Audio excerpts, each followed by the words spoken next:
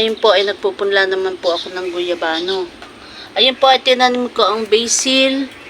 Ayan, ang sampalok, basil, saka peppermint. Peppermint. Basil, sampalok, peppermint, saka ito po ay guyabano. At ngayon po ay papakita natin at ngayon po ay katulong ko ang aking mga apo. Siya. Naghahakot ng lupa na residue ng guano queen. Kaya napakaganda po ng lupa. Tignan niyo po, pakita mo. Ito po yung residue ng guano queen na lupa. Ito. Talaga pong siya ay napakabuhaghag po. Napakaganda. Ayun, papakita mo pa yun yung lupa. Ayun sa kay kuya. Ganunin mo, ganunin mo. Hanggang dyan. Ito ba yung residue la? Residue. Saan mo kinuha yan? Doon ibalik kasi. Ayan.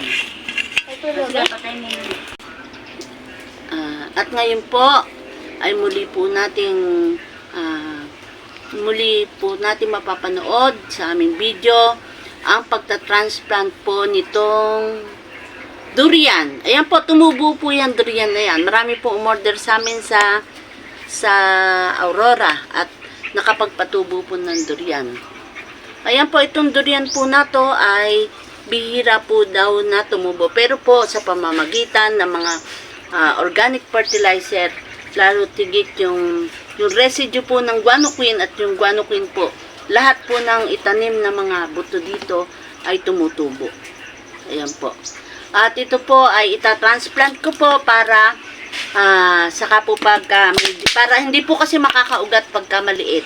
Medyo lalakihan po natin yung paglalagyan niya, isasalin po natin at pagka mga ilang buwan lang po ay pwede na po nating ibenta 250 po isang punla. Ito din po yung itatransplant ko pa rin po. Ito pong kakao. Marami na po ako na i-transplant ng mga kakao. Ayan po. Ito pong kakao, itatransplant ko na rin po kasi kusin na siya dyan sa kanyang lagayan. Ayan po. Salamat po sa tayo po ay magtanim upang makatulong tayo sa ating climate change. Kung gusto niyo pong umorder ng ito po, ng mga punla po na to ay available po. Meron po kaming kakao, meron po kaming durian, meron po kaming longgan, meron po kaming lychee, at marami pa pong iba na available na mga puno dito. Salamat po. Ito po yung residue ng ating guano queen. Ayan po, at siya po natin ipinagtatanim at napakaganda rin po sa halaman. Ayan po. Yun po yung pinag-residuehan. O yung mga remains niya po para naging lupa na po siya. Naging lupa na. Yung mga remains niya po ay naging lupa na. At ito. Basakin niyo na ako. Basakin niyo. Naging lupa na po. Tignan niyo po yung kalupaan niya. Kung gaano po kaganda. Po, napakabuhag na po. Ayan.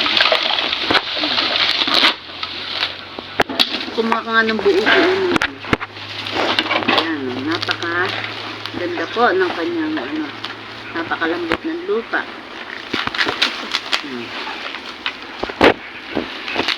Yan po si Apo kong Jano, si Kuya Janong. Yan po, napakasipag po niya. Siya pong katulong namin na magtanim, mag-grass cutter. Ayan po, napakasipag po ng aking apo. Ayan po, swerte ko dyan sa mga apo ko na to, masisipag.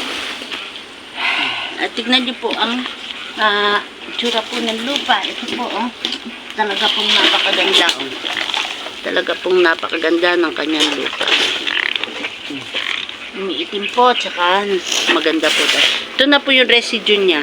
Nagiging lupa na po siyang pusa. Ayun pa yung kunan mo. Ayun, no. Dito mo ibusa po.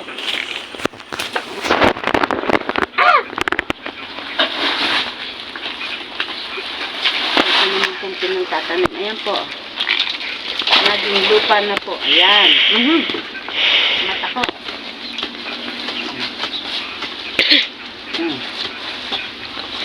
Pakpakin mga apo ko. Apo, oh, napakadaan.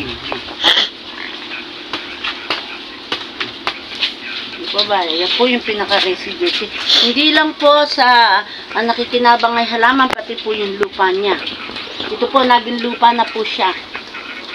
Kalaunan po ng mga residue niya po, yung pinagsapalan po namin ng guano queen, ayan po, napapakinabangan pa po. At siya'y nagiging lupang pataba. Lupa na po siya, naging lupa. Yung mga residue po, mga dahon-dahon, naging lupa na po siya. Na-transplant na po natin ang mga durian. Ayan. Ayan po, madami po sila. Mahigit po 20 ang tumubo na durian. Ayan po. Salamat po. At ngayon naman po ay itinatransplant natin ang kakao. Kakao. Ayan po yung kakao.